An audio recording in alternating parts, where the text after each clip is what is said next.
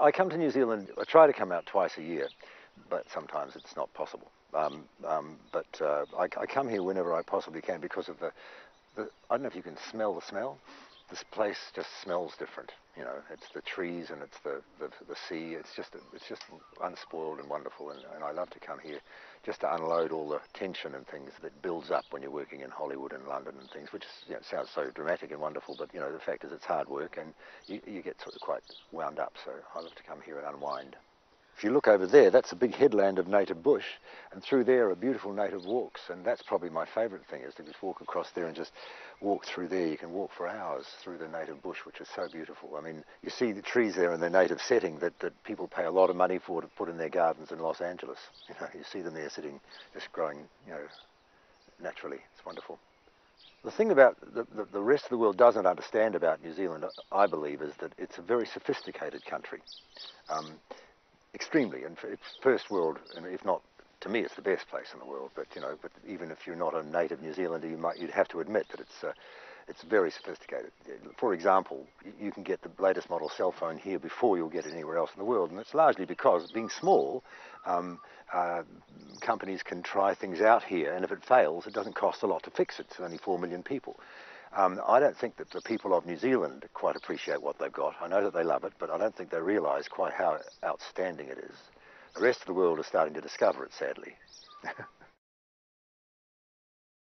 I don't have to describe New Zealand to people nowadays, but I remember when I first arrived in America 10 years ago, they used to say to me, "So where are you from?" And I would say, "From New Zealand." And they'd say, "Well, it's somewhere near Austria, isn't it?"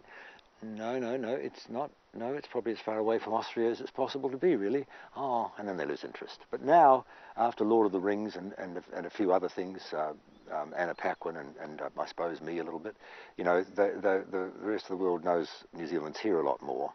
And I don't have to describe it much because Lord of the Rings sort of did such a spectacular job of showing the South Island beauty.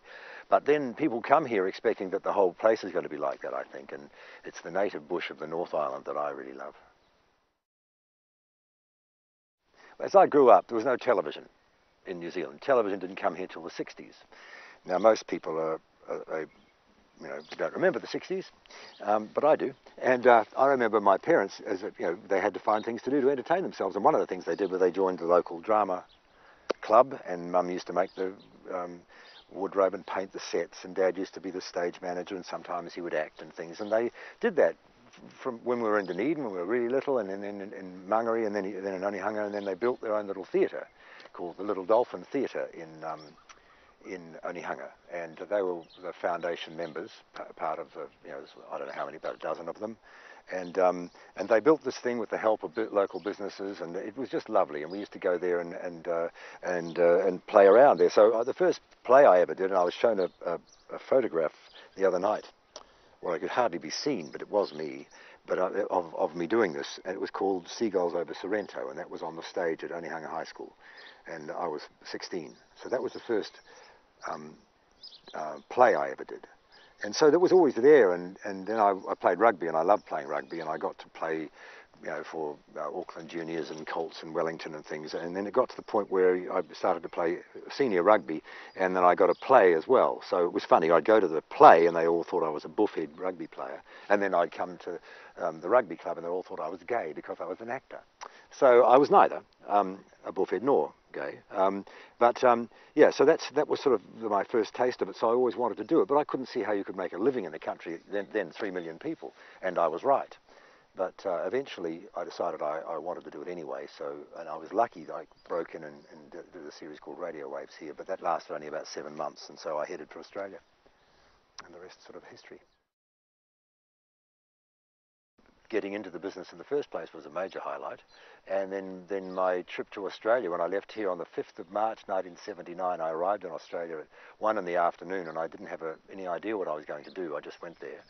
And I tried to have a bit of a snooze in the afternoon because I was a bit nervous, but I couldn't because someone was working on the building and drilling into the wall. It was a concrete wall, and noise, and I couldn't get us. And so I looked in the yellow pages and saw there was an actor's agent just round the corner. So I thought I'll take the pictures that my brother Jeff had taken of me, and a couple of tapes of me on Radio Hauraki, because there was no such thing as videotapes in 1979. And I went round the corner to this place, and I walked in the door, and the receptionist said, "No, we're not taking anybody on. But I'd been a car dealer, you know, so as a car salesman, you don't actually take no for an answer. So there's just got to be a way of dealing with that. So I just said, look, I understand that, really, I do. Please, I'm not trying to be pushy. I just would like to, if someone could give me 5 minutes of their time, just to talk to me about how I break into the business here. I've just been here a couple of hours. I just arrived. So that's all I'm asking. I know that it's a lot. I don't ask you to take me on, but just do that. Well, a little lady from the back came out, happened to be the boss, and she said, can I help you? And I said the same thing to her. So she took me through to the office, took the photographs and the tapes away, gave them to somebody else, and then sat there. And for 20 minutes we talked, and then the phone rang, and the girls down the back said, we'll take him on. So I had a representation, and by 5:30 that night, I had my audition that turned into The Young Doctors. I had a commercial for 2 years for Chic Razors, which has now turned up on YouTube, believe it or not, with me with my no top on, looking very sexy. And I had 2 weeks' work on a radio station called 2WS in Sydney, and that all happened by 5:30 that night. And within 24 hours, I had a place to live. So it was as if I was supposed to be there. It just went bang, bang, bang. It was like that. So those are the sort of highlights in my life. America was a wee bit harder. Being in New Zealand, I think it's a little bit like being an Australian, to be honest, much the same in a way. Because we have to fight so hard to become successful actors, when you get to America, they're a little bit pudgy there, so it's easy to sort of elbow them out of the way. I think it makes it easier to be successful in America. I think if you look at the number of us, Australians and New Zealanders, who have made it there, it's just, I think, largely because we work harder, try harder, you know, have a better work ethic. I go back onto Lost in October, but before that I'm flying to Melbourne to work with Guy Pearce and Katie Holmes on a movie called Don't Be Afraid of the Dark, also starring Jack Thompson, the Australian actor. And so they're flying me out for that. And then when I finish that, I fly home, have a few weeks there, and then I'm back to Hawaii for Lost. In 5 years, there's two options. I would like to have my own TV series, but I'm not that bothered about that because I really love doing feature films, and that's fairly new for me. I haven't done feature films too much, and that's sort of starting to become a possibility. There's been a bit more interest in me for roles in movies, and I quite like that because they're one-off things. You go somewhere nice and interesting, and you shoot a movie, and then it's over. With series, you're always at the mercy of executives and things, and whether the fans are watching it or whatever, you know. So I think that's where I'd like to be.